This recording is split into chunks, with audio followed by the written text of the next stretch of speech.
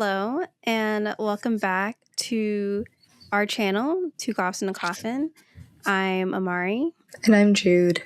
and we are back once more for the final time with our little installment that we've been doing, our little series where we have been talking about our little rewatch of Henry the Vampire. We, as we've mentioned, if this is not your first time watching this series, we just wanted an opportunity to rewatch the show and talk about it again and have it fresh in our minds ahead of the new season, as it is quickly approaching and we may have got tickets to see an early screening. So by the time this comes out, we will have seen the first episode, I think. That's crazy. I know, that is crazy. I say I think because, I'm assuming it's the first episode that they're screening. What else are they going to screen? But That would be, what else would they play? I don't know. Yeah. But yeah, so wild times. Wild. And you know what else is wild? The episodes that we are talking about today. Yeah. Very heavy. But this show is heavy in general. Yes. And yeah. So we are talking about episodes 7 and 8 from season 2. What can I say? Yeah. Yeah. What can I say? So we're starting off with I could not prevent it. Exactly. That's your job. Oh, okay. Your job is to say the title. I have it written on my notes that that the episode one I name. definitely I know it. Can remember but I'm like, that's your job. Okay. I always say the episode titles. Yeah. But So we're gonna get into that. And I just want to start off by saying that everybody gotta die. Everybody gotta go to hell. Everybody needs their ass beat. I know that Louis already took care of the coven, but they have to die again. Resurrecting them so that they can die again.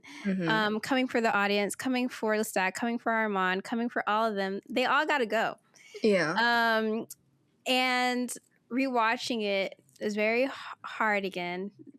Those first few minutes are rough because at the end of episode 6, we have that cute little, dinner scene with the whole fam.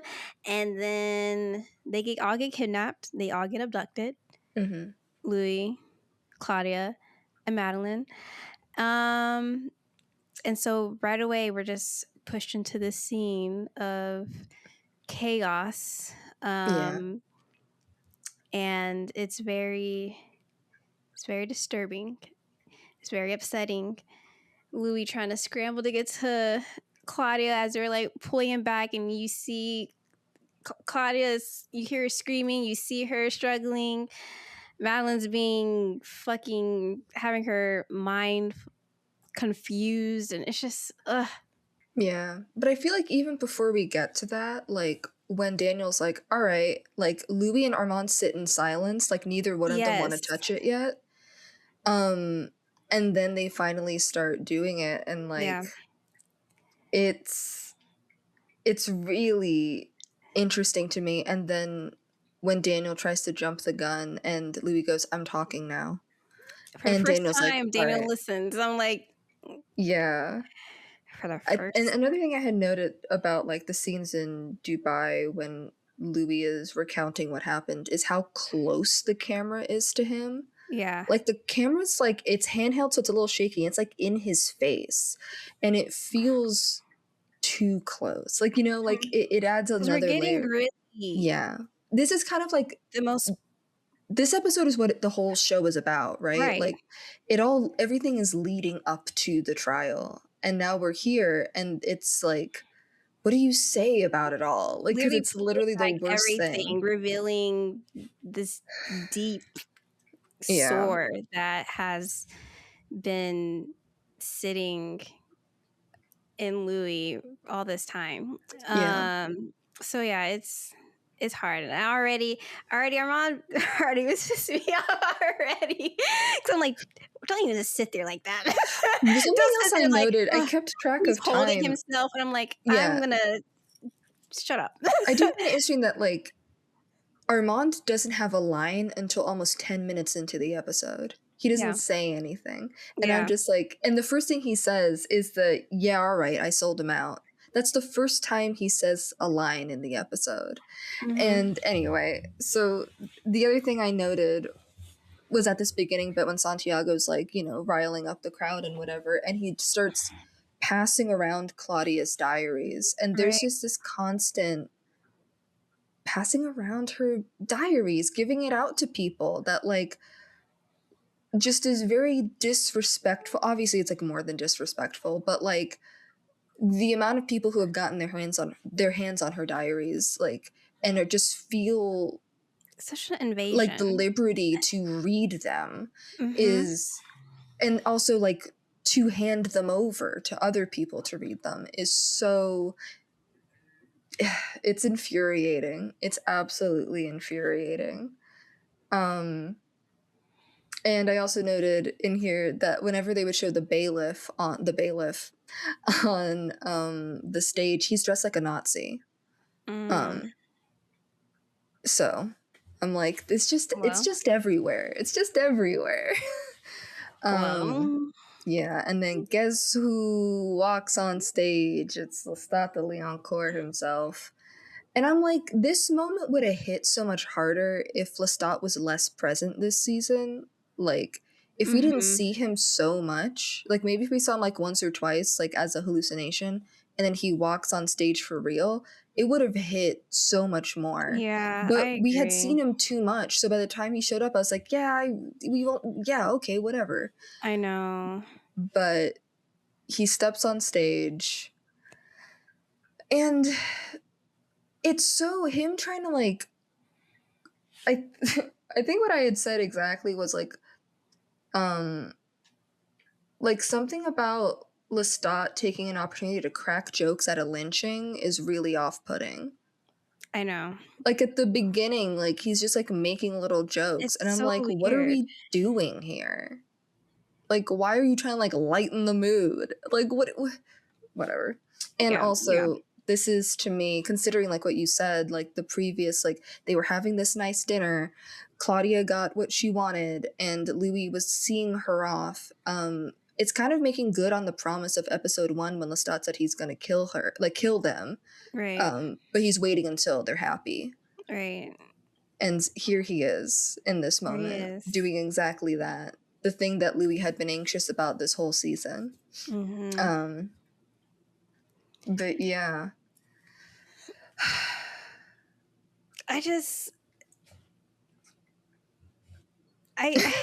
This whole episode just drives me crazy from beginning to end. I mean, everyone's already talked about like the racial like violence within it, you know, down to the cutting of, you know, their tendons, and just the cruelty there, having them even just like be there like barefoot to just, it feels so demeaning. It's all of it is very weird.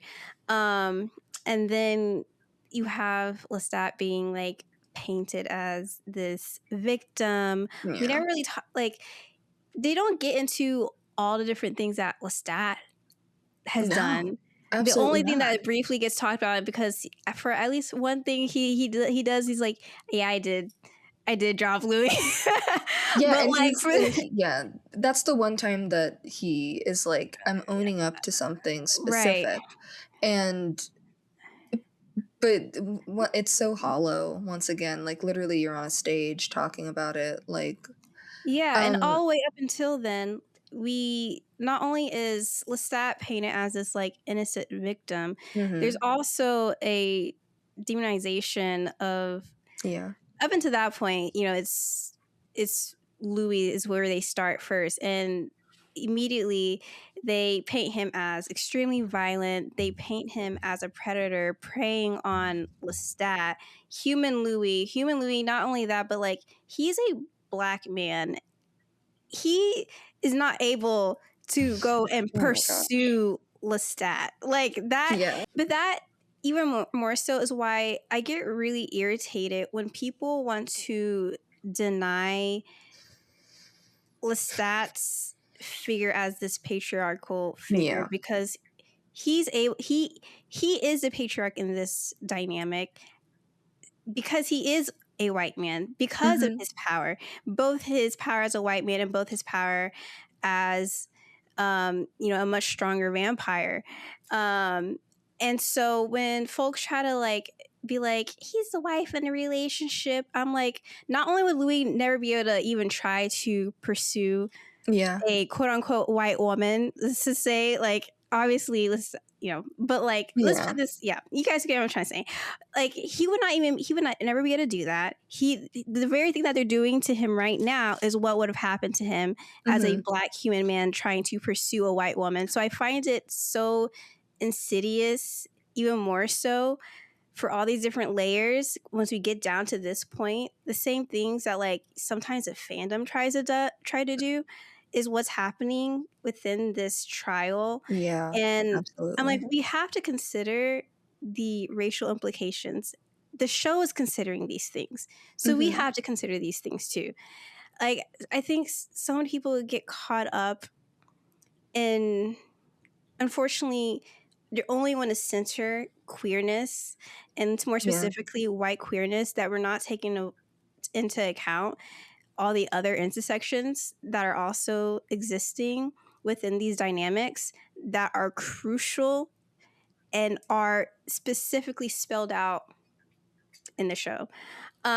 So it gets really icky when, they show the little animatronics of like, Louis inching closer and preying on Lestat, and even this way that they like make Louis even seem more monstrous, and he's still like a human. And it's and there's something, the specific line that they have Lestat say of Louis first accosted me in a pleasure house. That I wrote that down too. Violence to it, right? Like, there's something about, and him categorizing him when he first sees Louis as being in a street brawl, when that's not what was going on, but like there's this like amping up the violent side of Louis. And when I was listening to it again, that line specifically, like they're putting Lestat in a much more like, for lack of a better word, like feminine role. Like, he is like the damsel in this, being doggedly pursued by this like pushy man who won't get the hint. And more specifically, this pushy Black man who can't take a hint. Like, Lestat's he's new in town, he doesn't know anything, and suddenly this, like you said, like Black man keeps showing up, after accosting him to like, chaperone him around. And like use of the word chaperone, I don't know. There's just certain like words usage that like they're trying to play on the audience, seeing Lestat as more helpless or like not as strong or physical or something, like to push this narrative that somehow human Louis had more power him in any way. He's a vampire, and they also were like, he has ancient blood, and it's just like, okay, and somehow this like guy, something's not lining up. And something else I noted is like in that thing they also, because I've seen the script for the trial play itself, and when like the times that Lestat like butts in, like when he's just like, the story of butchery is like, it's a story of love, that's scripted. So like there's these moments like that are scripted to make Lestat seem like he's being more fair to Louis, even before we get there. Like, that's not Lestat himself butting in, that's the coven scripting that so that Lestat seems more even-handed, so that when they get to the sentencing, they're like, well, he said something, like, it makes Lestat seem like more reasonable, despite the fact that he's the world's least reasonable man. And something else is like, when they start to silence Louis, when, like, you know, he gets angry and he's like, the come to me, because, like, Lestat says that Louis was saying come to me, and Claudia sticks up for him there as well. Like, she's yelling at them to stop, and it's just like, she does that multiple times where I wrote that down too, like the time when they start like being weird about the fact that he doesn't like to eat humans. And she was like, hey, he doesn't like to eat y'all bitches, so stop being fucking rude. And like, the shut the fuck up. animation when he's eating animals is so racist. I don't know how to explain it, but like the way that they animated him doing that felt racist. Oh yeah, and that's not even, and that's just Louis. When we get into the way that they depict Claudia, like, oh my god, razor sharp teeth and like what? Yeah, and I think like, yeah, that was crazy to me. And then when we're kind of talking about like the centering of like white queerness, the fact that they literally do have Lestat call out homophobia at the lynching. He's like, hello. Hey. Yeah, he's like, cool. No homophobia. No cool homophobia on the homophobia. Here. Racism is okay. Yeah, go ahead and keep looking at these like super racist animations, but like cool it on the slurs. Yeah. It goes back to when we were talking about like American Psycho, when like he's being horribly like committing horrible acts of misogynistic violence, and then he says cool it on the anti-Semitic remarks. Like, it's just like this cognitive dissonance. It's just like, you can't do this. We talked about that in our latest podcast episode. It should be out before this is out. It should be. We'll see. We're gonna be busy. We're gonna be busy. We're gonna be jet setting here, there, and everywhere. Yeah. My God. But yeah, and it's also when like Lestat is talking about Louis eating animals, and he kind of like brushes over Louis's concern about politics, like they don't affect him, you know? Right. Like Louis was concerned with them because to the outside world, he's still affected by the laws they put in place. They still affect where he can go, whether he's a vampire or not. Right. So like the fact that Lestat is still like, whatever. And it's just like, no, it matters though. You know, it does still matter, even though it doesn't matter to you what laws they put in place for anything. It matters for him because he's still affected by these things, you know. Yeah. It doesn't go away because he got turned into a vampire. Yeah. Meanwhile, talking about the other guy in this fucking situation as well, we also get glimpses of Armand and his fucking Pissing little me box. off. Oh god, like whenever we see him and he's like, oh my goodness. I'm like, bitch. The way that these two piss me off so bad in this episode, like the entire time, I'm just angry. I'm just angry. Both of them acting like victims. I'm like, I don't have time for y'all. I don't have time. I said this when the episode first aired, but the audacity to be like, I was stuck here by the vampire Sam, and they showed the most noodly looking man holding a scythe. Listen! Oh my god. Acting like you can't. Whatever. Listen, I was gonna wait to get into this, but I'm just gonna go ahead and say now because they both frustrate me so bad because like both of them acting like the victims, but we have the blood of the Kasha and Magnus, and then you have Mr.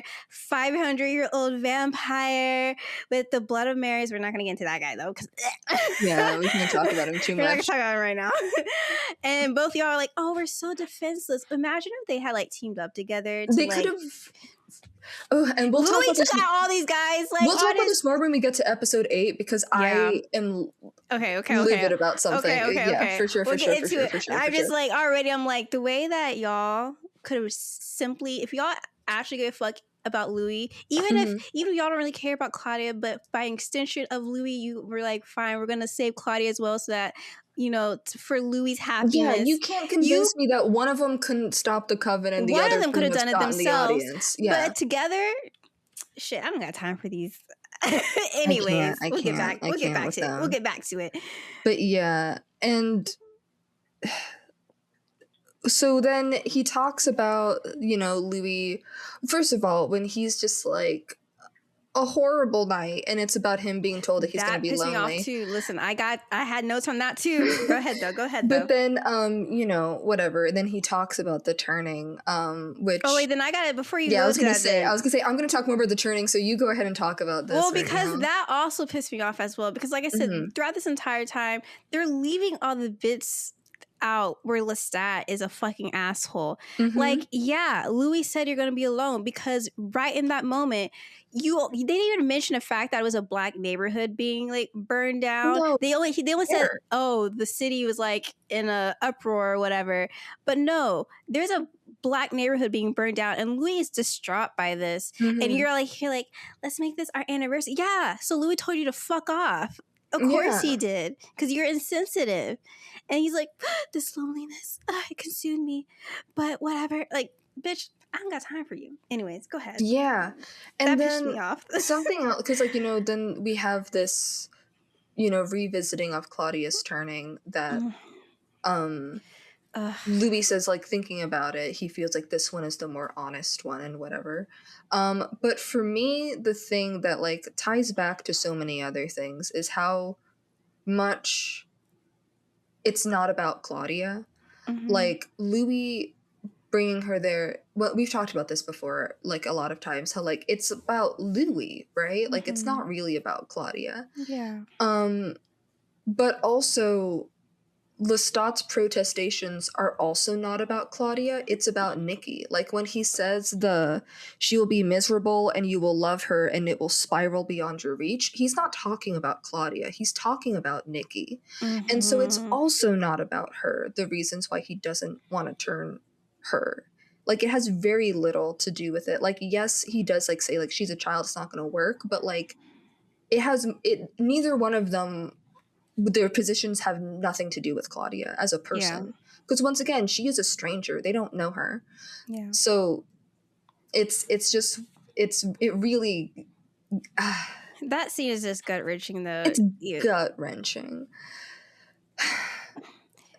Like, I always think about how Jacob was like saying, like, I'll do the scene, but I'm not gonna kneel. And then when he filmed it, he was just like, I gotta do it though. Like, it just feels correct for the scene. Yeah. And I was I can see it. Like, Louis like, I'm offering you what I have to give me this thing because I need some kind of, like, I need to feel redeemed, and I also need, like, companionship, the kind of community that I lost. So these two things that he's, like, trying to get with Claudia, and he's like, I'll stay with you forever if you give me this. And I need this person who saw me as an angel. This person, it's like he needs to be he needs to feel redeemed. Like, he can't be redeemed. And it's also I can't do it. And then Claudia turning to him and being like, that's not true, right? And Louis being like, no, it's not. Yeah.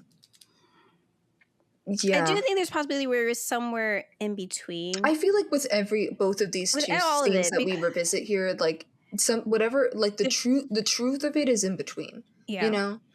Like, I do, because Louis was like, I was out of my body. Like, I don't think he really remembers with clarity what all happened. Like, he knows the broad strokes of what happened. And Claudia's diary has some strokes. Yeah, but, like, and Lestat is, of course, seeing it through his, perspective at the time.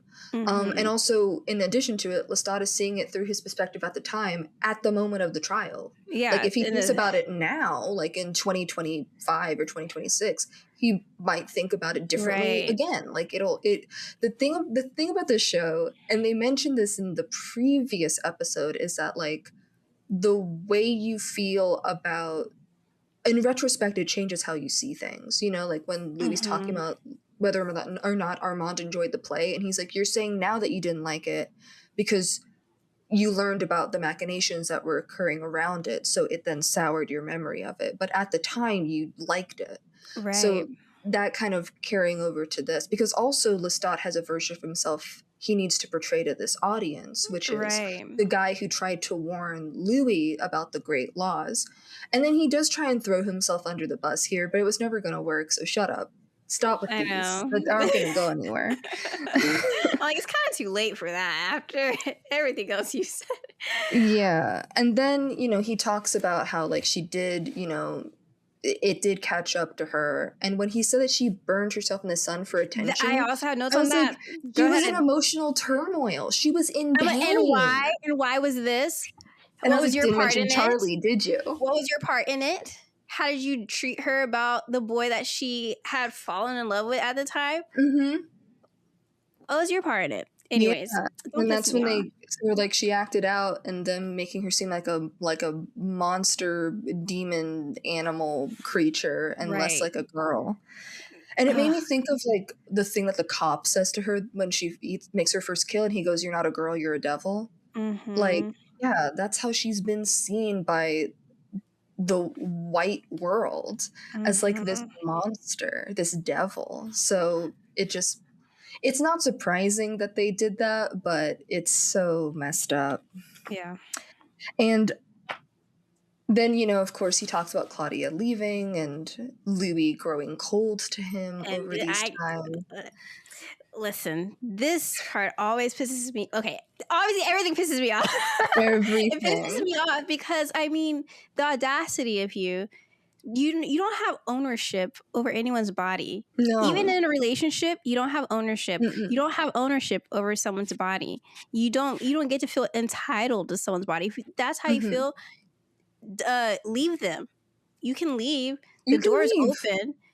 It doesn't mean that you get to cheat, and you get to bitch about it every 2 seconds, because not only there's like, it's a very, very layered as well. No one ever has entitlement to your body no matter what, but Louis is also depressed at this point as well. Yeah, and Lestat makes it seem like it's vindictive, like he's withholding it from him on purpose to punish him.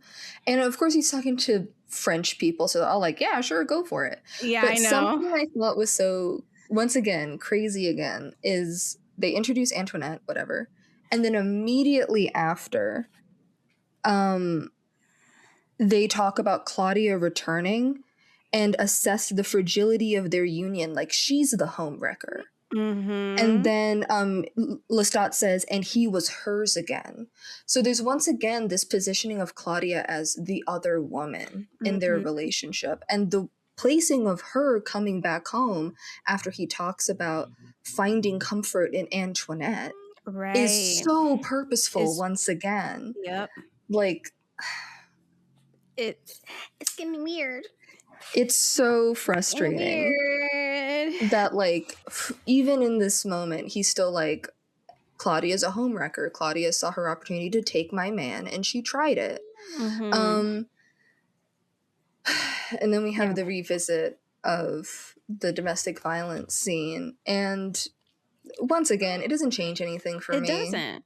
Because honestly, this is a more. First of all, this is honestly how a lot of it happens. Like, you're fighting, and he was fighting to protect Claudia, and he says that he's like, "I'm gonna wrap my hand around your neck like you did our daughter." Yep. And he's like, and like in any other context, you should. We're watching like one parent say to another, it's like, I'm going to kill you because you just put your hands on our child. No one would say anything, but because people like Lestat, now they're like, oh, well, it's really, they're both at fault here. No, they're not. No, they're fucking not. He says it. You started it. Go on and finish it. Right. He's like, you want to start this? I'm going to start swinging too, Right. And he tries his best, but I don't think, since he didn't know about strength. Right. Yeah. And then, of course, once again, we get, like we said, like Lestat owning up to this bit, because, like, yeah, he knows it's wrong. Like, what he did was wrong. Like, I think he's always known that what he did was wrong. I also think that he did, as Claudia says, like, he did come here for Louis. I'm pretty sure he was gonna get Louis up out of there no matter what. So he has to make this appeal to Louis so that, he'll come back to him. And that's why Claudia's like, oh, okay. It's not about so it's not about me. But something that, like, infuriates me is that, like, so many people who watched the show absolve him because he showed remorse here. But Claudia, literally in the show, is saying the quiet part loud every single time, like, he says something, she's just like, if he's sorry, it's too late. But here he is hurting you once again. So, like, Hmm. she's hammering it home that it's like, yeah, he's apologizing. Yeah, he feels bad. But once again, it's not coming with changed behavior. He's apologized before. He apologized Hmm. in New Orleans. But there's a reason we had to, kill him. Like, the Right. reason we're here is because he keeps saying sorry and then not changing anything about the way he acts. And Right. then, cause Claudia at this point is like fed up and she can't listen to this anymore, like, Yeah. and let it just go by. And so she stands up and she has her whole thing where she's just like, okay, sure, I poisoned him, but can I cry and say I'm sorry too, and then all's forgiven and I can go free? Because she's aware that she's not getting out of this situation. So she's like, okay, like, if I, Let me shed draw some attention to the tears, are they all gonna hypocrisy. let me go? Yeah. Yeah. And she's like, and you won't. So how come he's able to also, plead guilty to attempted murder and he's Hmm. allowed to have everyone be like, oh, oh. But, like, everyone's just like yelling at her to die the whole Yeah. time. Yeah. I feel like this is also reflected in the fandom as well. There's so many things in this episode that feel like it's reflected in the I remember fandom. seeing people say when this first came out that Louis should have been dropped for even higher. Like, the way that people treat Louis and Claudia, but Mm-hmm. then Lestat's able to be, I don't know, it feels like white people are allowed to be redeemed for Mm-hmm. every single little crime, but if you're black, and also extension, if you're a person of color in general, you're not getting that. Yeah, no. You're not getting that. You're not getting that Yeah. grace. And, like, that's something, it makes me think, like, there was this interview with Delaney Hales where she was like, if Claudia had basically something along the lines of, if Claudia had the privilege that Lestat had, she'd be unstoppable. Yeah. And it's just like, yeah, because, she has this, like, great laugh when Lestat is just like, I see the best of my vampiric self in her. And she has this, like, humor, the epitome of a humorless laugh, Mm-hmm. because it's just like, she's the perfect, and she has said, I think, in this episode, that she's more vampire than anybody else, like, Mm-hmm. and she's like, she is the perfect vampire. She Mm-hmm. has no hangups about any of it all, but she is never allowed to become that perfect vampire because of how everyone else treats her. Mm-hmm. And And it's yeah. also within this that Claudia says that, Mm-hmm. what this is, that it's What a all of it stoning, is. but we all know it's not just stoning. It's It's a a lynching. lynching. They should have let her say it, but whatever. But yeah, and then Whatever. yeah, we get one of Madeline's few moments of lucidity during this trial when she's like, "Are we on trial?" And Claudia's like, "No." Because Claudia, as always, sees the truth of it all. Mm-hmm. She always does. And even when she says, because I know some people tried to be like, no, no, when she was just like, I'm just a roof shingle that, like, flew off, or I'm a shingle that flew off your roof, when Mm-hmm. she's talking about it, because she's like, Lestat's talking to Louis. He's making no pretense of talking to Claudia. And doing all this for Louis, for Louis. It's all for Louis. The whole thing's about Louis and the romance and Louis and how Lestat feels jilted by Louis. And, it's... He never says anything about Claudia. He doesn't. He No, never not at all. tries to apologize to her. He never has. He gave, like, the lucid in, like, episode 6 of last season. He was just like, I'm nothing without you. I'm nothing without both of you, because he remembered she was there. But, like, it has literally nothing to do with her. Even I think the fact that she's on stage right now has nothing to do with her. She's Mm-hmm. there because the Coven don't like Louis. She's there because Armand was in a relationship with Louis and, looked the other way and let it all happen. Mm-hmm. Claudia might as well not even be there. Like, Right. they don't care about her. at all. Like, she's caught up in something because it's about everyone's feelings about Louis. Mm-hmm. And she's disposable. Yeah. And she kind of, in this moment feels that way, which I think is why when we get to the end of it, what Madeline does is very profound. Yeah. But yeah, and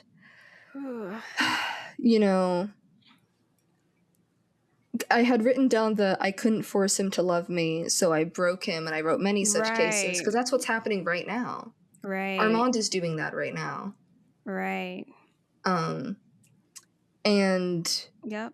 yeah. I sound like the two of y'all are just sides of the same coin, and I'm sending them both underneath the jail.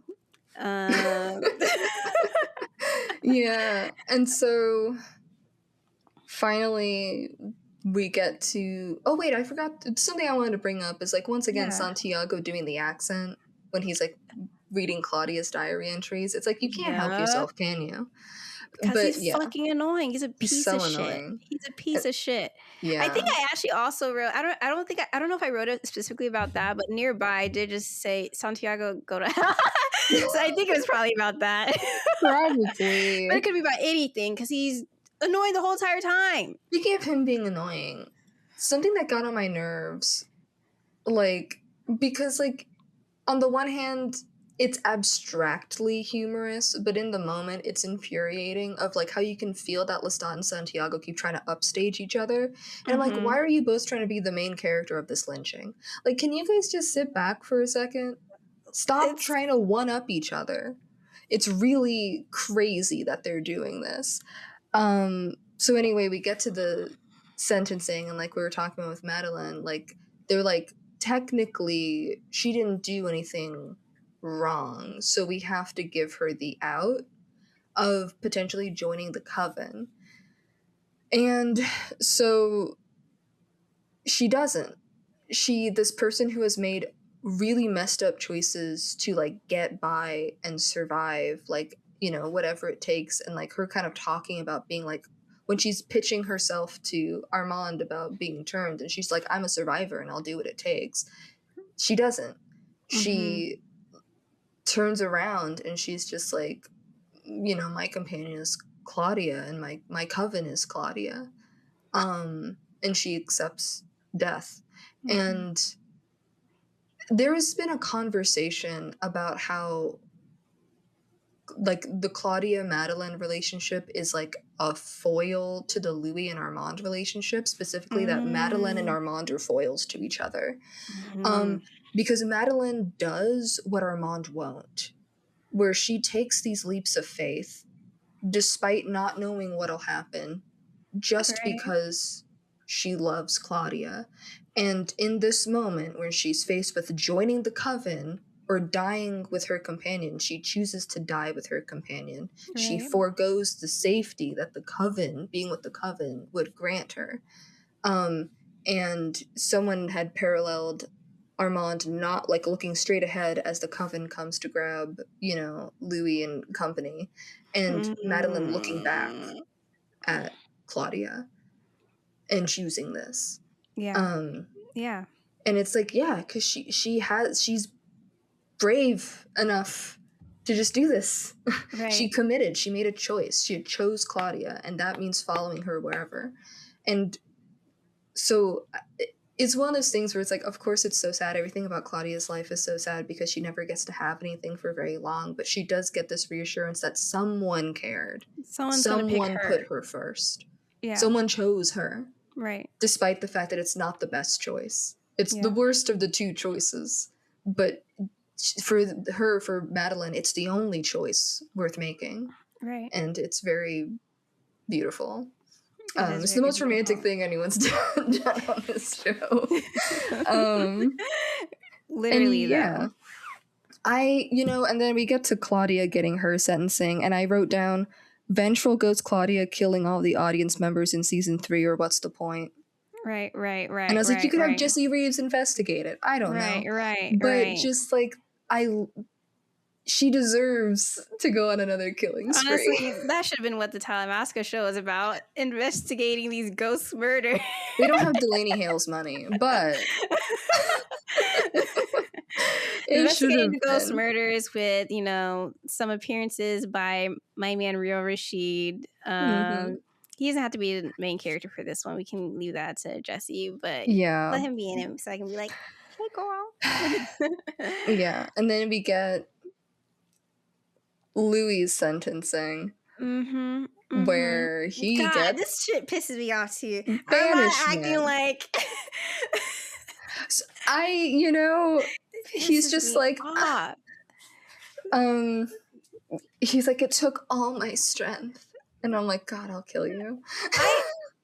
This is literally where this is actually where I wrote down what I wanted to write down. I just want you, this is what I really said. I said, this is why they both, I meant to like have a more of a like in-depth conversation, but it's just my notes. This is why they both pissed me off so bad. Like, you know, they could have teamed up to took out to come together, but you didn't. You got Armand, the petty coward, and Lestat, the petty bitch, the lynching brothers, and both of them going to hell. No. Yeah. So, and anyways, then, you know, of course, Armand's saying the line, I could not prevent it. And I was like, his whole philosophical worldview summed up in 5 words. I could not prevent it. It was inevitable. I could not prevent it. Baby, we're tired. Oh my gosh. And so, yeah, of course, Louis gets ripped away from Claudia and put in the coffin with all the little rocks. I don't know what's worse. I don't know if it's worse that Louis doesn't know what really happened there, or if would it be worse for him to actually have to like experience it? There's something really sad about him not actually being there for her last moments. Yeah, and knowing what was actually said or anything or whatever. But it would have been extremely traumatizing to also see that. Yeah. So I'm just like, it was traumatizing for me to see it, and that's not my daughter. Right. Like, Jesus. Yeah, I wrote down, I was like, the last person left to speak for Claudia being someone who hated her and she hated back. Right. Like, because I do wonder now, because when, like, Louis just like ask him when he's like, what happened that's why next? I was like, I wonder which, like, I don't know.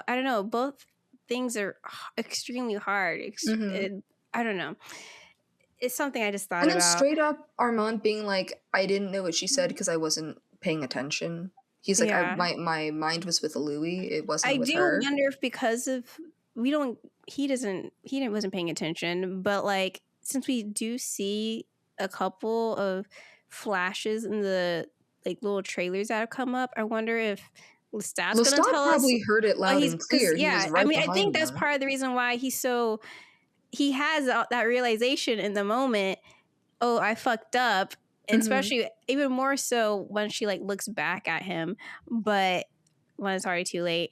But I also wonder if he had heard whatever, you know, she was saying I'm sure.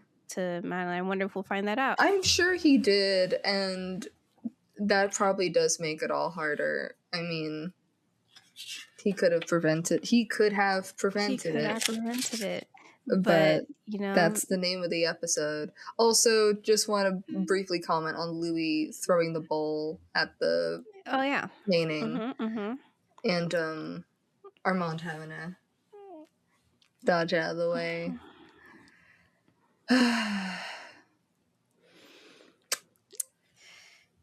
All those emotions just coming out. Oh yeah, and then it like just like ends in silence, and you just have to like stare. Right. Like, what do I do now? Oh my God, such a difficult episode. It's so difficult. Speaking of difficult episodes, episode 8, and that's the end of it. There's nothing else. We did a whole in-depth video about this, which I'm absolutely gonna put a link to it here. There's nothing we said there that we're not gonna say here. We may say just like different statements about it. I'm sure everyone's gonna be pissed off again. Like they were the first time. I don't give a fuck, and my mind has not changed. Okay. Yeah. But we'll get to that because that's later. Yeah. But anyway, it starts off great. And I do love that the piano that they play there, or like the music at the beginning, is like an interpolation of the Vienna Moi theme from season 1. And so they're going through. We see Louis in the wall with Nicholas. Another one of Lestat's fledglings. Yep. That Armand got to. Yep. It's not great, you know. Oh my gosh! Another thing I made to note. Yeah, but his track record with Lestat's fledglings is not great. Not great. Not great. It's pretty bad. But I wrote, like, when Louis talking about the death and he says a quiet, easeful death. Right. When I'm thinking back to him being like, Armand, one of his prey is someone half in love with an easeful death. Mm-hmm. And I was like, we got to do something about that guy. Yeah. We got to stop him. Has anyone thought about what we're going to do about this guy? Yeah. And him describing the rocks in his feet as little cancers. I know, I wrote that down as well. Oof. And him keeping him in there, you know, we gotta keep the damage to remember the damage. Yeah, and Armand saying he could remove them anytime he wanted. No one asked you. Yeah. But it almost feels like Armand's like he's holding on to it on purpose. Yeah, I know. That's why I'm like, and no one asked you. Yeah. And there's this bit when he's talking about, like, the things he could have done in his past to have, like, fortified him to be able to not be in this situation. And it's, like, this magical thinking, you know, that happens a lot with, like, a specific type of grief. Like, I don't know how personal I want to get, but, like, there is, like, this... If I hadn't done X, Y, and Z, then I could have done this instead, and then this thing wouldn't have happened, and, you know, I could have prevented it. Like, you start to blame yourself and be like, it's because of all of my little choices that led up to me not being in the right place at the right time to prevent a tragedy. Mm-hmm. And then also part of the tragedy that he's describing is falling in love with Lestat in the first place. He's like, if I had somehow managed to be strong enough to not fall for him, I wouldn't be here, you know, in the wall with my daughter who's died.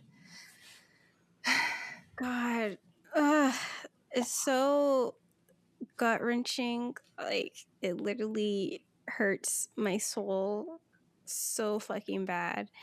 And then we also see what has happened to Armand, and he's been demoted. And I'm like, well, see, you never win with white supremacy. You never will win. Yeah. You should have chose fucking Louis. You should have chose Louis. Yeah, and so he's basically, you know, the new servant, the guy who does all the grunt work, throwing the bodies in the body box and feeding the sacrifices and all of this, and listening to Louis in the walls the whole time. And Santiago's in charge now. Fuck that guy. Yeah, I was gonna say we gotta kill that guy, but Louis took care of that. Like, don't worry. I got it. Yeah, and so we have this where he's talking about, like, you know, starving, and, you know, Armand is like, yeah, when a vampire starts screaming, that means they don't have much time left. And Louis being like, I didn't even have the wherewithal to know that I was screaming, because if I did have it, I would have set myself on fire. I know. What he said something about, like, what was left to endure for it. I'm like, yeah. Don't say that. Please, I can't. Yeah. I can't.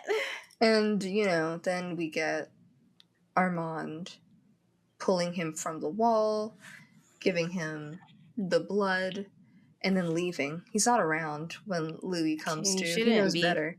Get the fuck away. Yeah. And then Louis is not in his right mind. Oh, yeah. He's lost it. He's meowing at dead cats. Meowing at dead cats, talking to dead farmers. Getting stuff together. And it's been a bit, because Armand is finally like, hey, what are you still doing around? You should get out of here. I also feel like at this point Armand was not, like, expecting Louis to just go, and him to not even have, I don't say have but, like, he wasn't expecting Louis to come back. I don't think at all. Mm-hmm. But he does try to be like, I'm sorry. I know, he's like, don't worry about me. You should just, and Louis like, bitch, I'm not worried about you. Yeah. But then, he's audacity. like, did you save me that night at the trial? And Armand's like, sure, what the hell? And then... Sure, why not? Yeah, why not? And then Louis like, but did you pull me from the wall? And he's like, now that I did. I can claim. That I can claim. I may not have actually saved you from, that may have been Lestat. He didn't say that, but, that may have been Lestat. But I did that other one. I kept you from starving to death. For sure. So... Yeah, I just think it's funny that when Louis like, did you save me at the trial? There's like a pause and Armand goes, yes. Yeah. And then when he's like, did you pull me from the wall? He goes, yes. Like, he's like, yeah. You're irritating me. That one I got. And then Louis is like, I guess accepts that, and he's just like, don't find yourself at the theater tomorrow night. Mm-hmm. And he has planned this out. He has the perfect plan. He has a machete, and he's dangerous. Yeah. As he's wont to do, apparently. He's ready to take everyone out, but he also says at the time he was ready to die himself. Too, because there was 13 people he needed to take out. Right. And he did. Wow. And he did. Wow. Louis was able to do that by himself. Louis, all by himself. Crazy. All by himself. Can you imagine? Imagine if only like two stronger vampires had done something like that. Anyways, so Louis takes those bitches out. Yeah, he goes full blade. Yeah. Vampire Slayer here. You also find out that you also get an insight into more of fucking Francis' sexual violence towards Claudia and the disrespect and violation of her body.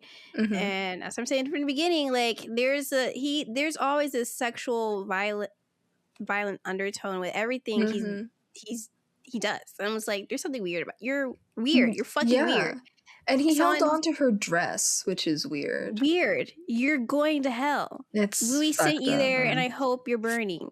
Yeah.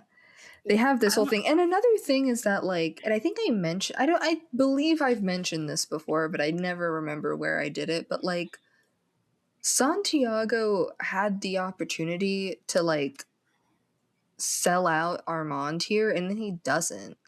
Because when Louis like, we broke up because he killed my sister and my fledgling, and Santiago's like, that was me. Well, Santiago's a haughty bitch. He wanted to be able to claim full ownership of it because he wanted to hurt Louis and be like, yeah, I did that to you. Yeah. But guess what? You still fucking died. So he died. He gets, his head cut off. It's beautiful. It's beautiful. Gorgeous. And then Louis has to deal with Armand. And there's something about the way that Armand talks about the situation here where it feels like he's putting the blame on Louis. Like, he's like, kind of just like, well, I only did it because I didn't know if you would stick around, but I knew the coven would. And it's like, bitch, I don't have time for you. Yeah. And so, but then they talk about how it's been a long time, right? Like, because Louis like, did you rehearse the plays with him? Like, the play with him? And so this is like months, right? Where they were doing this. And like, in these months, Armand didn't do anything. But Lestat also didn't do anything. That's where I was trying to get to, and you were talking about that. Well, it's your turn now. I already did. Yeah, literally, I just was like, when Louis like, you could have made a different plan with me, and I'm just like, Lestat could have made a different plan with you. Lestat could have made a different plan with Armand. Lestat could have done anything, but he didn't do anything. He had months. You're telling me that for months, the blood of Magnus and the blood of Akasha wasn't able to kill these 13 vampires, that apparently Louis was able to do that, like rip through them like wet tissue paper? Like, Louis gets out without a scratch. Like, and somehow these two bitches can't do shit. Yeah, Mr. I can't be set on fire unless I'm in the mood, wasn't able to come up with a different plan, didn't have a thought over those entire months that was like, maybe I should do something to prevent this from happening. Like, or didn't even say to Armand, like, we shouldn't do this, we should stop this. Mm-hmm. Because, like, I feel like if Lestat was able to be like, here's a viable other option, Armand would have been like, I'm listening, or at Thank least God. wouldn't have stopped him. Like, he didn't stop him the last time that Lestat went through and destroyed his coven. Mm-hmm. Why would he stop him the second time? Right. He's been waiting for someone to free him of this coven. Right. Like, I also thought it was, when you say that, I also thought it was interesting, just like the vibes around Louis being in the crypt, planning the downfall of the coven, and like Lestat coming into this. What was it? What's the little thing that he comes when he? Where are they? oh, Where's that's the like a coven at? dungeon. That's The in dungeon. Magnus's lair, yeah. Yeah. The dungeon? The dungeon that they have the conversation in when they're like, we're gonna set you on fire? No.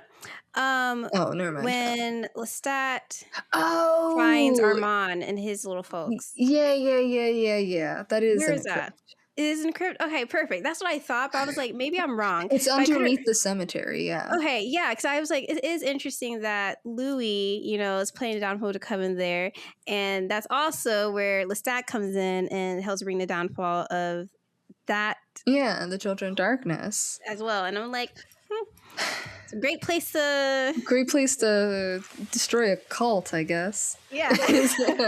A crypt under a cemetery. Yeah. I was also wondering if it was the same one, because he said Manmatra, I know. and that sounded familiar to me, but I wasn't sure. Yeah. Maybe I'll put it on the screen if it is, if I reread and find it in the book and it is the same cemetery. Because if it is, that'd be funny. Well, because he said that the tunnel fed out into it. So it may be, because Possible. that's where the thing with all the great laws were. Maybe Armand just moved them right back. He's like, I like this place, it's home to me. But yeah, and so then speaking of which, they go to Lestat's in the dungeon. I do like how the brick that's under the water makes it look like they're walking through blood to get to him. It's just a fun visual. Yeah. And, we kind of get the setup for what's going to happen next. And Lestat's like, I'm thinking about my origins. I'm like, I'm sure you are. But yeah, and so Louis kind of cuts to the chase when, like, Lestat's like, I'm trying to figure out why it is that I do what I do. And Lestat, Louis like killing your daughter? Like, rehearsing a play to kill your daughter? I know there's a lot of people who think that we're gonna get a 1-to-1 where Lestat had no control in this, but I don't think that's what we're going to get. I mean, the fact that right here he even says, he's like, I'm trying to figure out why I do the things that I do. Like, that sounds like someone who's regretting his actions, not someone who had no choice in it. And also, there was something that Sam has already said that made it, I don't know, sound like, from his interpretation, that Lestat just made a monstrous choice. And so it's like both of these men are sitting here kind of like a little pouty, Lestat and Armand. I'm like, I don't feel bad for neither one of y'all right now. No. Y'all can pout all y'all want. But whose fault is this?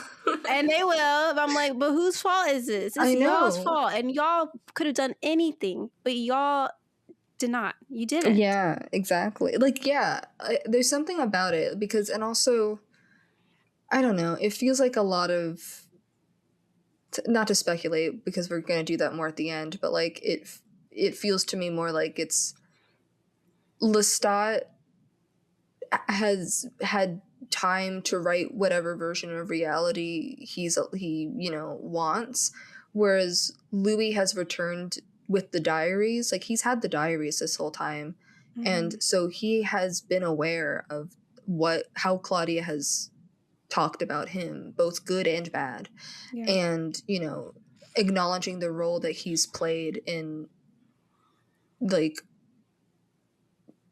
fucking her over. Like, that's all I can think of to say. But like, Louis has been selfish when it comes to Claudia. And every single time he's selfish when it comes to Claudia, she pays an unimaginable price every single time. Right. But Lestat has not had that introspective journey yet. So here he's attempting to play at, there's a couple of times I'm gonna get to, but like this one is the first, like he's playing at what a penitent person might do. So he's returned to this place to be sad in a setting that feels appropriate for it, you know? It's the performance of it. It's the performance. And then, like, obviously he actually does, he has finally had to, like, feel some remorse. He feels like bad, but it's too late. Seeing all that transpire, and the very ending is when he's finally like, fuck. Like, but like, it's too late now. Yeah, in many such cases, because we were saying this a lot in season 1 when like Lestat would do something like, you should have done this years ago. Right. But now it occurs to you to do this. But yeah, and so basically, you know, Louis and Armand pull out their little fires, and then Lestat's like, that's not gonna work. I have to be willing. He's like, don't embarrass yourselves, put it away. And so Louis's like, okay, plan B. You know how I've threatened you with being alone before? Not only are you going to be alone again with all of this, but I'm going to be with Armand. Yeah. And you have to be aware that your choices have led you to this moment where I am going with him, who's also not perfect. He's not the perfect choice. He's also made mistakes, but he's not you. And that's what's important here. And I love Louis' line of when he's just like, so, you know, whenever you're spending your time with whatever pale proxy of me, and I'm like, you know, he likes, you know, white women. Yeah. But yeah, but also like in general, like anyone you try and get, you know that you're just trying to fill the void that I left. Right. Meanwhile, I have lost a bad bitch. Fumbled a bad bitch catastrophically. Sucks to fumble a bad bitch. Catastrophically. Damn, couldn't be me. I would not fumble a bad bitch. Well, no, I haven't. Have you ever?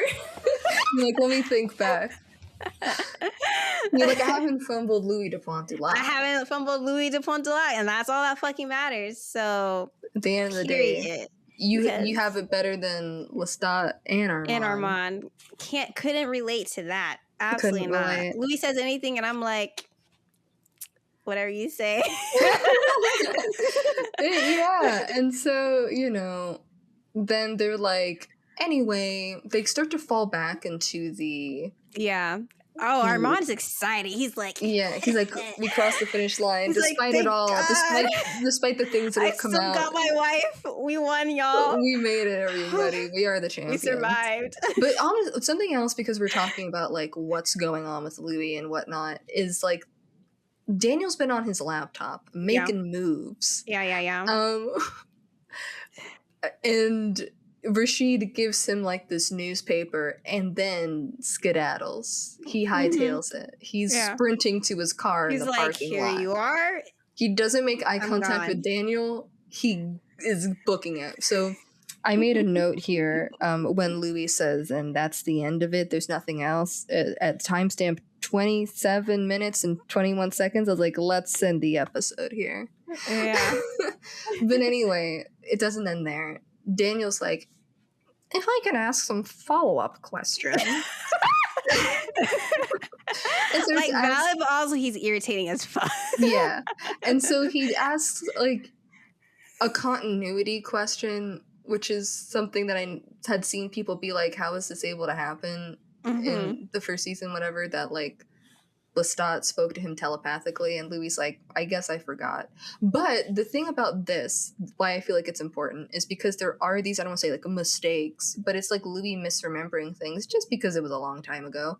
Yeah. But the more he doesn't remember things properly, the better that is for Armand, because the more Louis starts to remember things clearly, the better he's able to put events in order. We see him do that at the beginning of this season, where he's like, actually, wait, and then realizes the sequence of events. And Armand is like, maybe you should take a break. And so, like, Armand shoots this look at Daniel, and he's like, what the fuck are you doing? Clarifying the order of events. Listen, I already got out of here with my life, with my wife. Don't try to fuck this up for me. Ruin this for me.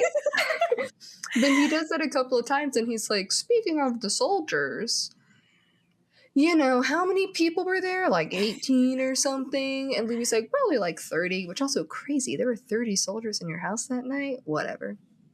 And Lestat got rid of them all. And he's just, then, you know, Daniel is like, it just seems to me that maybe there was someone else who could have done the thing. And Louis like, no, there isn't. And then Daniel pulls out the script. And Armand's like, fuck. I have a screenshot of Armand when they start reading it, because the way that they like centered him in the frame, he looks 2 feet tall. He looks tiny. He looks like a child. And he's like in the corner of the shot, even though he's the one that they're showing, but he's in the corner and they're so pulled back. He looks so little. But anyway, they pull it out and Daniel starts reading Armand's director's notes that he made in the margins there. Weird. And I do just want to point out that on the official script, the official one that has the edits on it, so this is the one, it says the play written by the vampire Sam Barclay and the vampire Santiago, with additions by the vampire Lestat de Leoncourt. No Armand. So please stop saying Armand wrote the play. Yeah, he didn't write the play. Lestat has a writing credit on the play, but Armand does not. He did direct the play. He directed that shit. He did direct it. But also, Lestat co-wrote it. So let's all let's be clear. Blame where blame is due, which is on both of them, but for different reasons. Exactly. Anyway, so Louis discovers that Armand lied about just staying in his coffin and plugging his ears during rehearsal. He was actively there making notes about how to make the whole thing more impactful. I can't with these men. I can't with them. It's like bad. Put me in a ring so I can box them both. I'd be like, Papa. I'll lose, but like, just give me a chance. Yeah, and then like Armand trying to be like, it's fake news. It's AI. It's not real. The Talamasca just probably just like, wow, you know, AI these days. It's crazy. But yeah, something I do love, because like, you know, Louis grabs the script and he leaves the room, and Armand, the look he gives Daniel before running out. But also, I love Assad's delivery of the lines when he's like chasing him, because it feels... There's something that he's able to do where he is able to simultaneously like sound like step into like a very juvenile mindset without it feeling like cartoony, because he sounds like a little kid here when he's just like, Louis, no, like you're you know, the pain of his life, how are you gonna, like, oh, it's just a night 70 years ago. Like, he just sounds like a kid who's been caught out. He sounds very adolescent here in a way that's like, I don't know if it makes any sense, but do you know what I mean? Like, there's something very juvenile about his delivery and very desperate and panicky about it all. Like, he's not an extremely powerful vampire who could pause the moment right now and change the situation. He's just too frantic for that. And that's why whenever people are like, Armand's a evil mastermind. If he were, this wouldn't have happened the way it did. He's just a good gaslighter. He's very good at making the lie in the moment and then maintaining one lie. Yeah.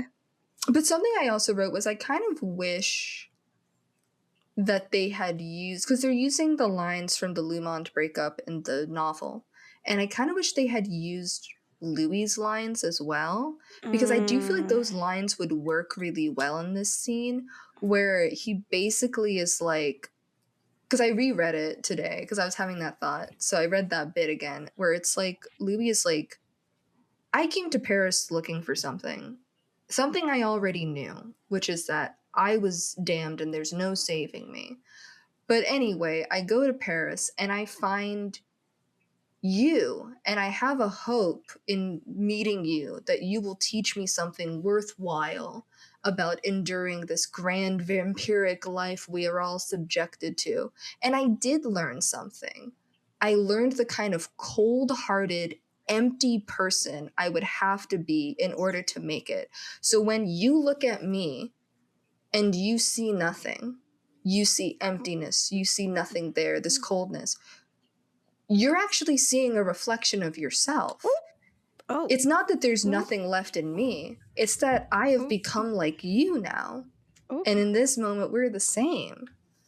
And it's such a good. Yeah, there honestly are a lot of like little Louis Armand like dialogue that I did really like, and I wish would have been used even more so. And that is a really good one. That one is such a good one because I feel like it felt like it would have worked in this scene. Right. Maybe we'll still have a chance for. Maybe we'll have a chance when they reconnect for him to say it. Yeah, their little reunion. I was literally thinking that. I was like, hopefully these come back because some of these lines are so good. Give that to me. I would like to see it. But then what Louis does say is he's like, one, you got to get out of my house. Pack your bags, and leave. Get out. But he also says, don't hurt Daniel. And Armand, once again, does not agree to not doing harm. Right. It goes back to when Louis was like, are you going to kill me? And Armand doesn't say anything before waltzing in his house. And then here he's just like, don't lay a finger on Daniel. And Armand's like,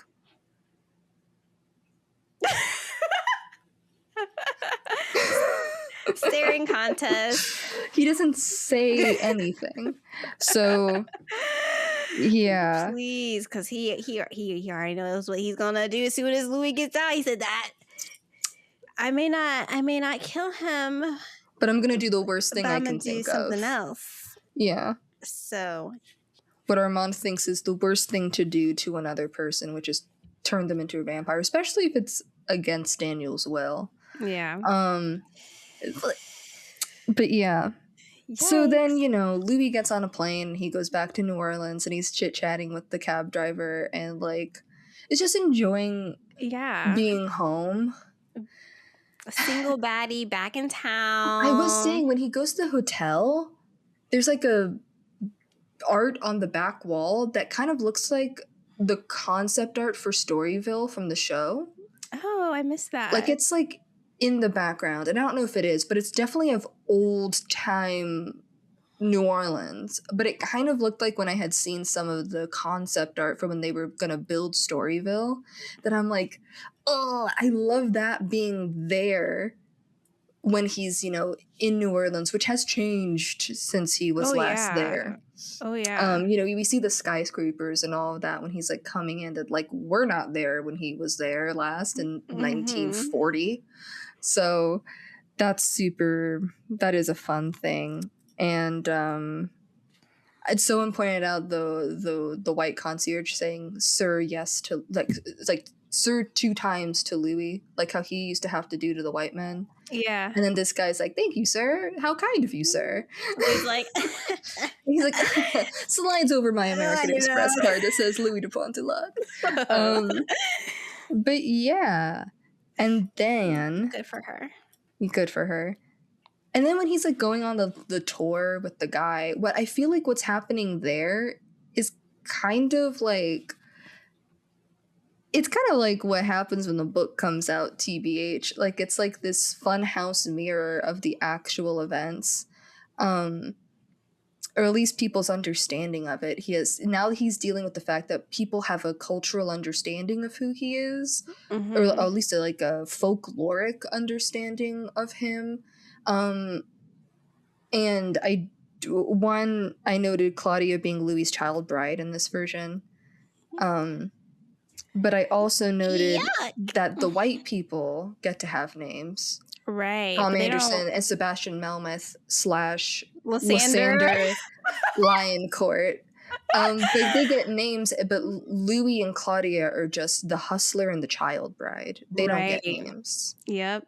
That too. And while Louis like giggling in his silly little Saints hat, he looks over and sees this dweeb getting rats and putting them in a bag, and he's like, I think this will lead me to where like, I'm looking for. Right. At the very least, this is a vampire, so let me go see what this is all about. And then once again, kind of continuing the conversation about what Lestat was doing in the dungeon, is like here he's very much performing grief.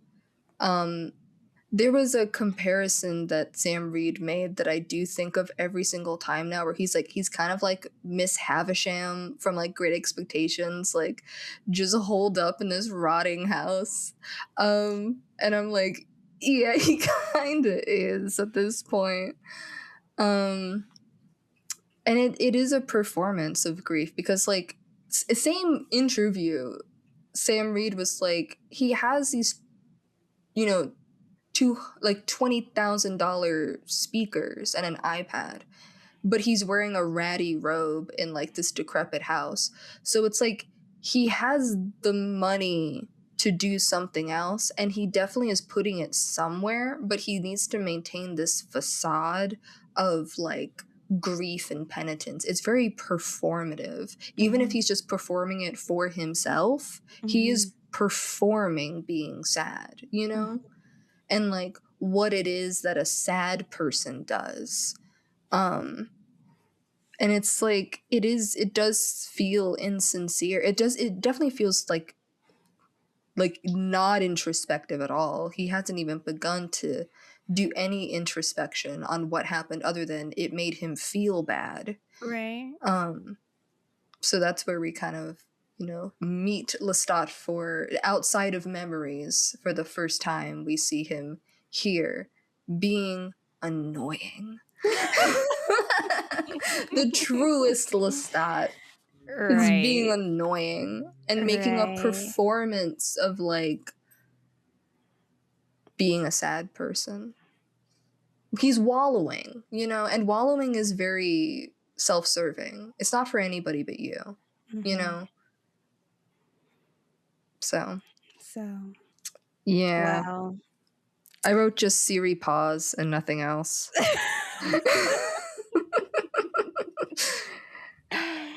And now we get into the thing that I don't like. Scene. Like the other stuff, I feel like watching it again this time, I was like, okay, whatever. Like it's not my favorite, but like it didn't annoy me as much, maybe because I'm aware of it, and I think I wrote down I've come to the stage of acceptance in the stages of grief.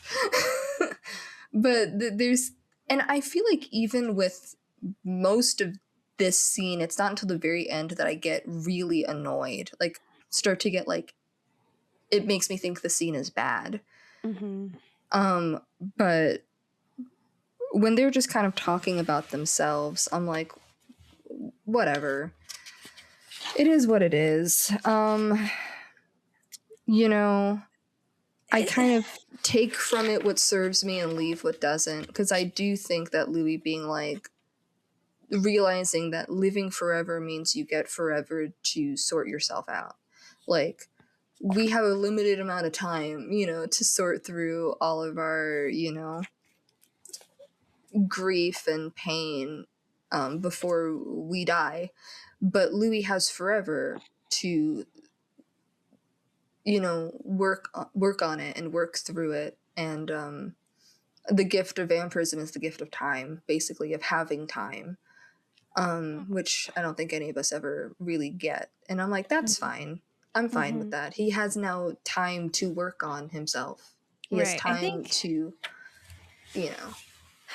As I've talked about already in our actual like reaction, the thing for me is that Louis apologizing to Lestat like this, when Louis has no reason to really apologize to Lestat, even after finding out what like happened with the trial, and like Armand being the one to direct it, Lestat was still part of the trial. Lestat is still the reason why they were in Paris in the first place. So like it does not make sense to me why Louis is like apologizing so wholeheartedly, and the fact that like it feels like they're trying to make you feel a certain way. Because I could kind of see if Louis was apologizing, because Louis is the type of person who repeatedly apologizes to these men,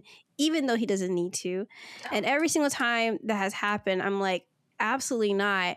But the scene never tries to make you feel that tries to make you feel a certain way, because like you have like obviously Louis apologizing to Armand in episode 5 when obviously he don't need to be fucking apologizing to that man. Fuck that. You have Claudia apologizing to Armand also in episode 6 where I'm like, you don't need to do that. But then also the very next moment you see Armand doing some shit. So like it doesn't feel like it's trying to like convince me of something. And this does make me feel like it's trying to convince me of something, like it's setting a path to like redemption or something for Lestat, who cannot I'm not interested in redeeming any of these men. I'm not interested in redeeming them, and they can't be redeemed.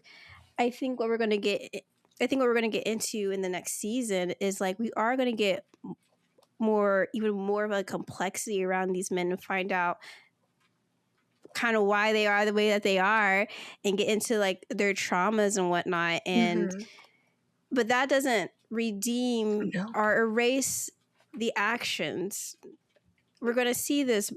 You're going to see how Lestat has been abused, and we're going to see how Armand has been abused, but it doesn't excuse everything else that they've done to Louis and Claudia. And so it feels like I'm trying to be convinced that someone needs to be redeemed, and I'm like, I'm not convinced of that.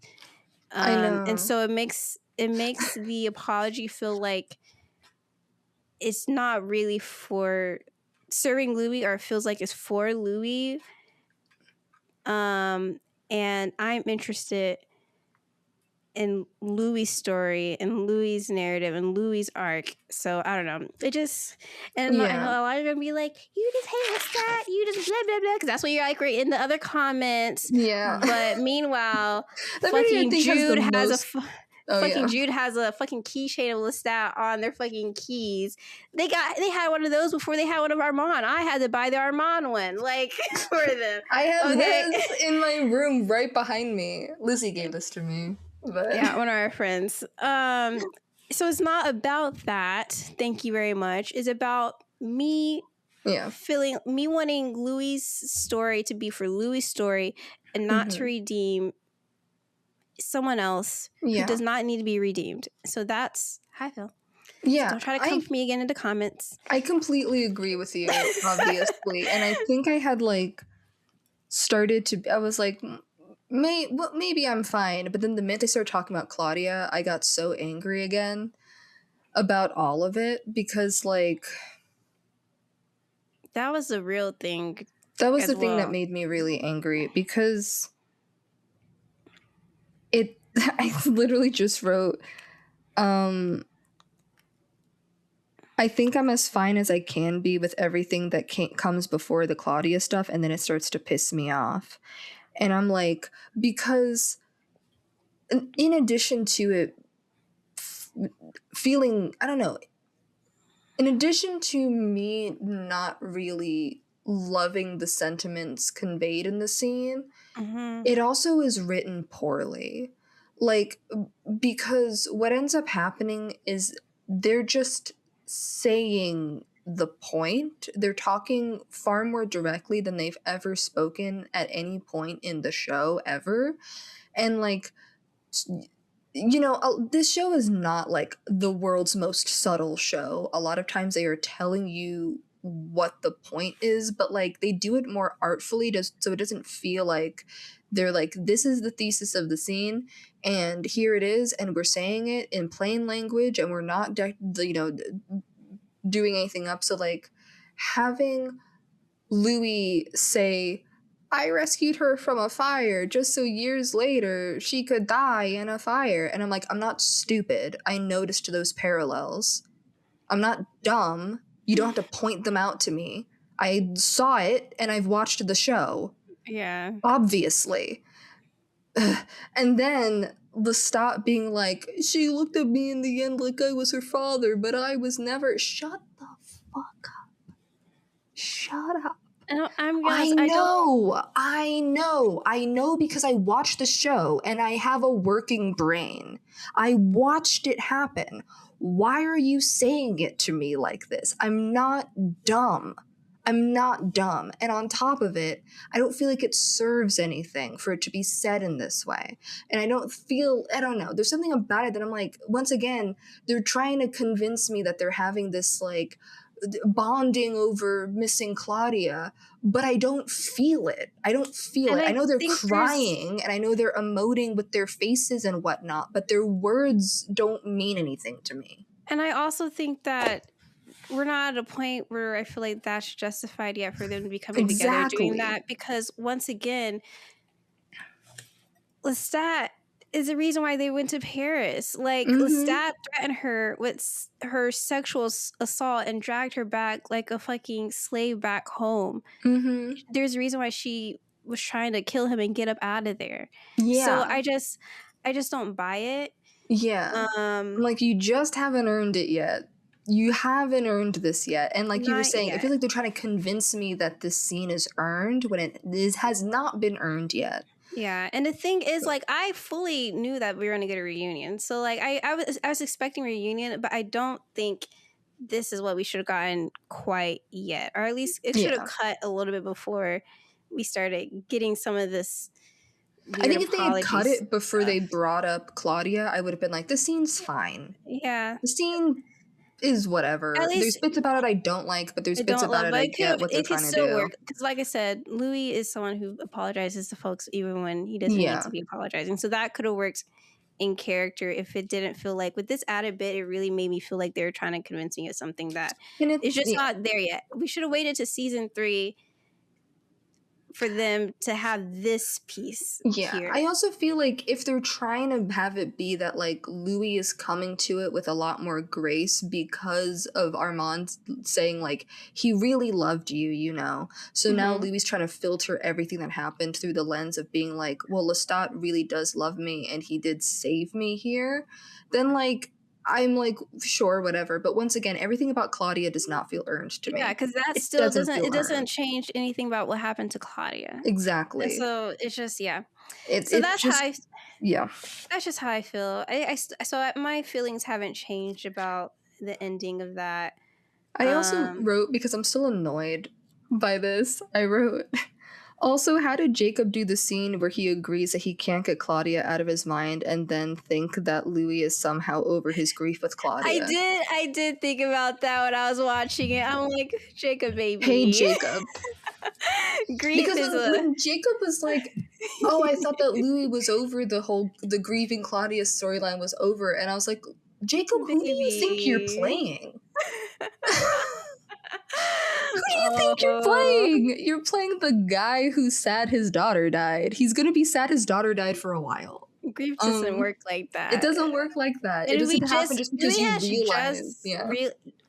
Come to realizations over his like part in it. So like there's still a lot to process from that. So obviously Louis is still going to be wrestling with that for a while. And that's also why I feel like maybe we should have gotten this bit of the scene about Claudia in season 3 a little later on. I just don't think that needed to be there. It was but anyway, anyways, you know, and then we get I wrote the Daniel jacket, stuff. Fucking cool guy, Iron fucking Tony Stark fucking looking. Yeah. I prefer his grandpa look, but whatever. Yeah. I did try and think of something that wasn't just I hate this bit because I hate cringe comedy. Stop. But something that they kept referring to it as, both of them did, was they called it a memoir.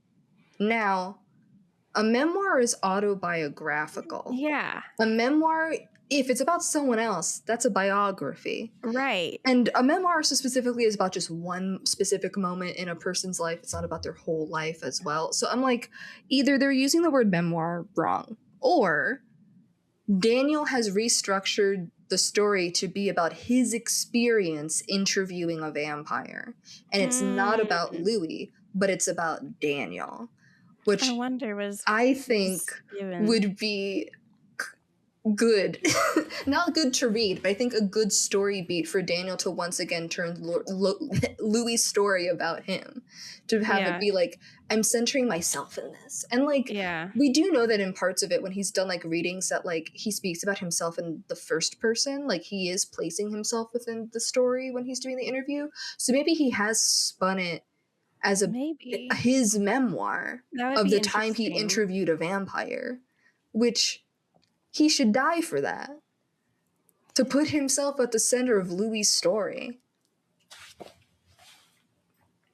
Disrespectful. We gotta get rid of him. But I also did write down. Get rid of a lot of these guys. We gotta get rid of a lot of these guys. I wrote Daniel not appreciating the investigative finger being pointed back at him. When the guy is like questioning him and like what he's done, and then suddenly he's like, "Go back off." And then they did throw in the chasing Jesus's bloodline, and I'm like, Roland wants to do Memnock so bad. He wants to do that so bad. We'll see. Maybe and so then he gets on the vampire phone, and we learn that Daniel's been turned by Armand. We'll get more into that later. What? And that Armand is a deadbeat. He's a deadbeat dad. Did you consider that the kid maybe had bad vibes? But anyway, he calls Louis. Louis's like not happy about the book, that it was published. He hasn't read it, but he's upset that it was published in the first place. Right. And then we hear all of these vampires being like, we gotta kill this guy about Louis. Yeah. So I wrote Creed of the Damned tie-in, where we're having all these vampires trying to gather to, for one goal, which is killing a vampire who's talking too loudly. Yeah. And then I do love how Louis does this whole thing where he's like, you guys want to come and take a run at me? And then gives his address and then moves. He's so funny. Because he's not in Dubai anymore. They said that he moved out of Dubai. So. I wonder how long he was there before he moved. But maybe he moved because they were bothering him and he realized actually like, he gave them the go to come. He said, my door's unlocked, my windows are open. Come if you want some. But maybe he realized how that wasn't working for him. Maybe that's why he moved. I wonder. Maybe. I need to know, because it is funny. Yeah. But we do see him decorating the house, and there's more yellow in the house, and we put the painting over the hole he made with Armand's body.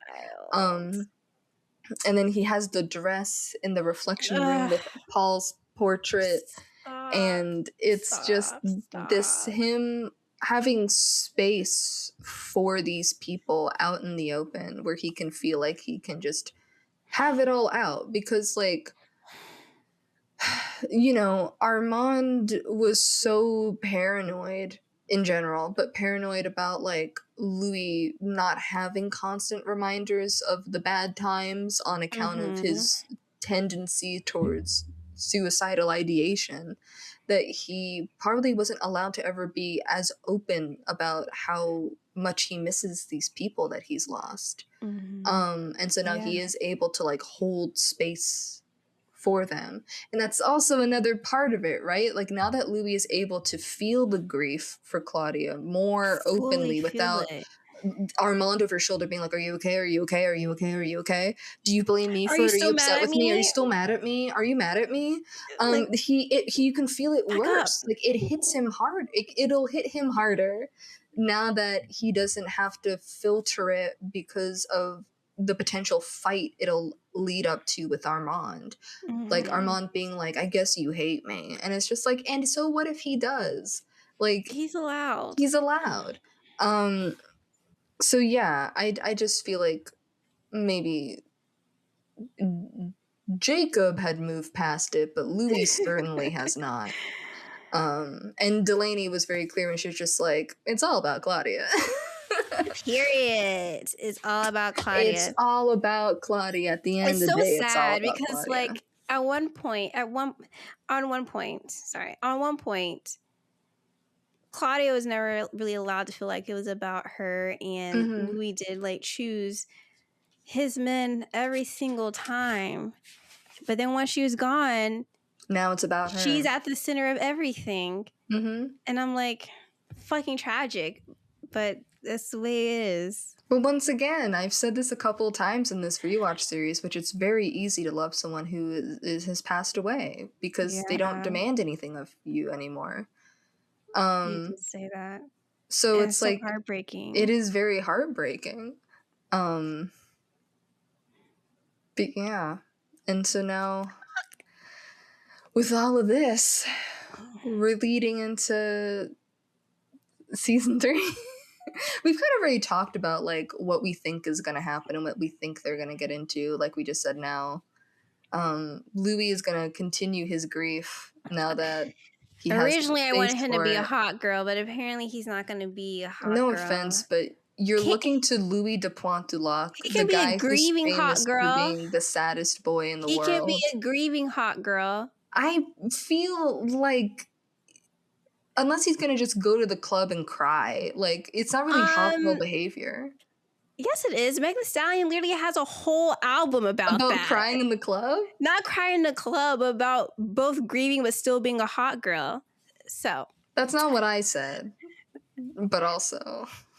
I mean. He owns the club. He owns the club. That means he can cry in his office into his money. Oh my gosh. I do find that interesting if we're talking about, like, stuff. I wanted him to throw ass on my tables. Oh, I mean, just kidding. That's okay. I know you're saying Louis would never do that. But what if he could do that for me? You can write fanfic about it. That's what that's for. Maybe. But yeah, I do think, you know, him being the one who owns Dracula's daughter, him being the one who kind of owns these vampire clubs where the vampires come to meet, is what I'm assuming, because they said he owns Dracula's daughter. Or he owns the immortal properties, clubs and whatnot, that Louis is, like, back in that avenue of stuff, having fun with it. And my hope is that he fucks his lawyer. I made a post today that was like, I had a very scary thought, which is, what if Louis doesn't kiss his lawyer in season 3? And someone responded to me and said, don't even joke about that. Don't even joke about that, lad. Don't piss me off. Honestly, that's the only person I want him kissing. Yeah, I don't want him kissing. He should be kissing Lestat. He shouldn't be kissing Armand. He should be kissing Daniel. Even though sometimes I have Danlu tendencies, but I think Danlu is better when Daniel's like, but Louis, just give me a chance. And Louis like, hey, bestie. You're kind of like a little brother to me. And also, I guess kind of like his and Armand's son, whatever. Now. It's getting weird. But also, once again, talking about stuff, Devil's Meaning is about Louis, by the way. Oh, yeah. If you ever read that chapter, which I have, Louis' name was mentioned 28 times in the Devil's Meaning. Wait. Are you for real? I'm being for real. I know real. They mentioned Louis a lot. And Armand is literally like, Daniel, Louis he summons a vision of Louis. Daniel. It's no different than this. Like, Louis is at the center of this as well. Yeah. I do wish that people would understand that Louis is at the center of, like, all these little men. He's kind of the it girl when it comes to this. He is the it girl. Yeah. So, yeah. The reason Louis is at the center of all of these relationships, for sure. And so we're gonna see that, you know, yeah. Sorry. I'm trying to think. Now that we have the info that, like, some of it is told at a posthumous Lestat auction, I'm very interested in what that's gonna be about. Yeah. Apparently it's gonna be in the first episode, so on Friday we'll see. We'll know. Also, the things I'm expecting, but terrified. Once again, we're about to get into Lestat's trauma, and I'm assuming also some of Armand's charming because we're going to see Marius, and I'm very scared for both. I'm very terrified. I know that all y'all have been waiting for Gabrielle, but she has to go to jail. Mm-hmm. She has to go to jail. I need her to stay away from her son, and I need Marius to stay away from Armand. Many people are saying, a lot of people need to be kept away from their sons in this. Stay away. Don't look at them.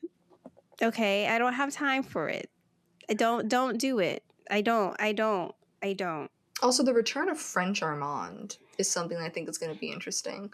When he talks to Louis again and he's French for some reason. Let's say for some reason. That was his accent for like 400 years. But like, you know, Louis being like, I see we're back onto this. Yeah.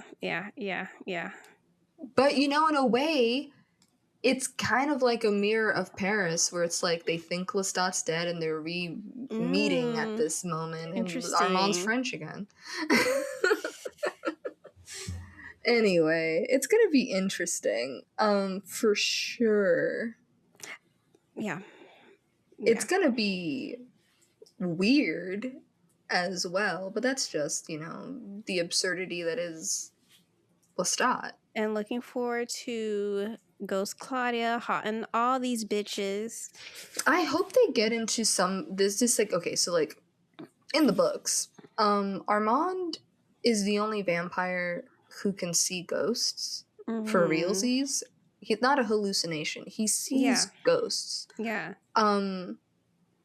He's kind of like, in certain ways, like Anne Rice's specialist boy when it comes to giving people quirks, because he also has synesthesia, and whenever he drinks from his victims, he sees different colors. And he never knows what the victim's gonna hold until he drinks from him. And I'm like, what a fun surprise for you. Anyway, he sees ghosts, and I think I remember correctly that at a certain point he was like legit haunted by Claudia. Let's go. Stay on his ass. That would be fun to learn that, like, the first couple years of him being with Louis, he was also dealing with a ghost. Yeah, an actual ghost. An actual ghost. Not a Lestat and, you know, Eastern Europe sort of ghost. A real poltergeist situation. Right. That would be very fun for me. Louis gonna be like, did you move that in the kitchen just now? And he's like, yes. Yep. Mm-hmm. I did. That was definitely me. Not anything else. Not anything else. Let's go. Go. I need to see these men haunted by Claudia. Is what she deserves. Oh, yeah. And at least for sure we're going to see Lestat get haunted by Claudia. We saw that in the extended trailer, which I want to say that trailer did... I was losing hope that it was going to be like, Lestat's so cool. Him and his band, they're so cool. We all love his band. And I was like, I can't live like this. And then that trailer came out where they're like, I had seen someone make a post where they were like, it's really funny that like all of the marketing before this was like, oh, what if Lestat was a cool rock star who was like super popular and everyone loved him? And then that trailer was like, he's not. But it'd be fun to think about, right? And it's like, yeah, he's a loser. He's cringe and he's a loser. And I said that in our first video about this last episode, and people didn't like that I called him a cringe loser, but he is a cringe loser. And the show said, Jude, you're right. He's a cringe loser. And I'm like, I have eyes and I've read some of these books. I know he's a cringe loser. So the fact that it's all about failure and all of his failures coming together to haunt him, and he can't run away from his failure and all the ways he's failed everybody in his life and himself, he's a failure. And I'm excited to get into it. Yeah. What else? I'm like, is there anything else Oh, Akasha, obviously. Akasha, now that we Can't have wait. confirmation, Akasha will be in Let's episode 5 go. of season I know. 3. I'm like counting down. Which is scary because the 5th episodes are always That's like the also most intense and that's what I like the said to you most when like yeah. emotionally I'm fraught scared. episodes. I'm Oh scared, my but also gosh, I if it's want to like all see about her. like parents and moms and whatnot, because she is the mom of all vampires. Haha, I'm in danger. I do love that they made her look like she's made out of bronze as opposed to marble. Yes, exactly. Thank God. Because for those of you who haven't read the books, as the vampires get older and more powerful, they turn white. And so I was like, how are they gonna like reference, but also they get hard. Like they become like statues and they don't move. Right. And I'm like, how are they gonna handle the becoming statuesque without taking away all of Sheila Team's melanin when she's in the statue form? And they were like, made of bronze. Period. She's made of bronze now. And I'm like, you're so smart. Yeah. I'm very excited for that. I cannot wait to see her. Can we see what she looks like? Oh God, I'm so excited for her. I can't wait to see her. I need to see her. I am sad they're probably going to take away her beautiful brown eyes from me, because she also has some of the biggest, brownest, beautiful eyes. But they keep casting these people who have the most beautiful big brown eyes and being like, put in these contacts. And not only that, they give me a glimpse of them. We got baby Louis with his cute little big old doe eyes. You got fucking Rashid Arman with his huge ass fucking brown eyes. I'm like, please stop taking this away from me. It's not right. It's evil. We didn't get to really see it with Claudia. I know. Either Claudia's, but I've seen them out. Well, Bailey doesn't have brown eyes, but Delaney does. Delaney does. She also has big brown eyes. Big, beautiful brown eyes. But yeah.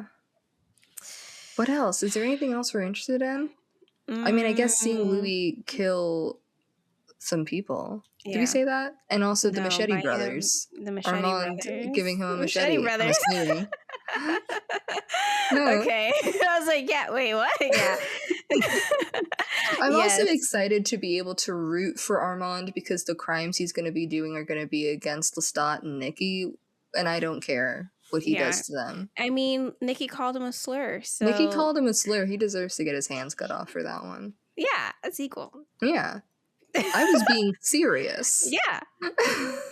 I'm with you. Yeah.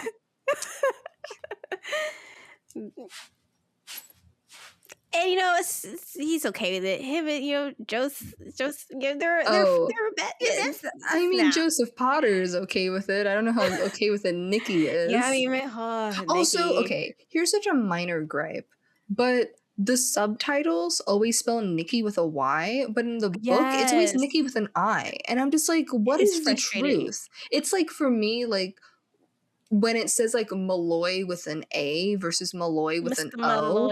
And I'm just like, yeah. Or sometimes when Louis gets spelled with an E, like, just get it right. Oh my God. We know their names. That just triggered me. Yeah, it's all that the times gets me I so see annoyed. people spell how are Louis' you this name far wrong? in and you don't know how to spell Louis? Like, it's everywhere. Are your eyes closed? I'll fight you, but whatever. Anyway. This has been our most combative, I feel like. Yeah, but I feel like it's okay. This is like genuinely the only one that I'm like, I really don't like these things. Yeah. And the whole both seasons, this is the only time that I ever have any kind of like critique. Because everything is like perfect. I love this show and it's all so good. I mean, I do have a few other minor critiques of season 2, which I've already voiced already, where I wanted to see more, interaction with Blackness, especially for Louis, since we actually know he was out there doing the thing. Mm-hmm. Like, I would have liked to bring a little bit more of that cultural, like, I wanted to see that. But,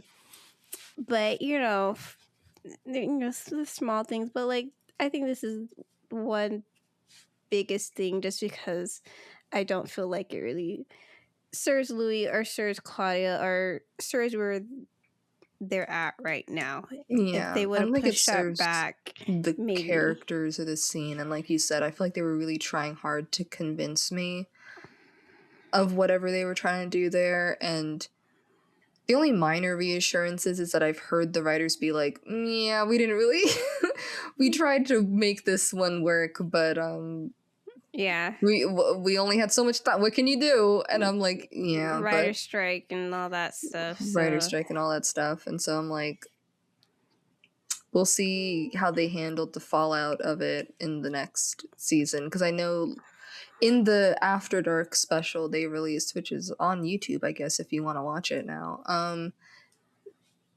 Roland was like, yeah, everything got wrapped up super nice. We're undoing all of it. And it's like, oh, okay. Yeah. He's like, didn't it make you feel all warm and fuzzy? It's going away. And I'm like, okay, good. Yeah. We weren't there yet, but yeah, so yeah, that's good.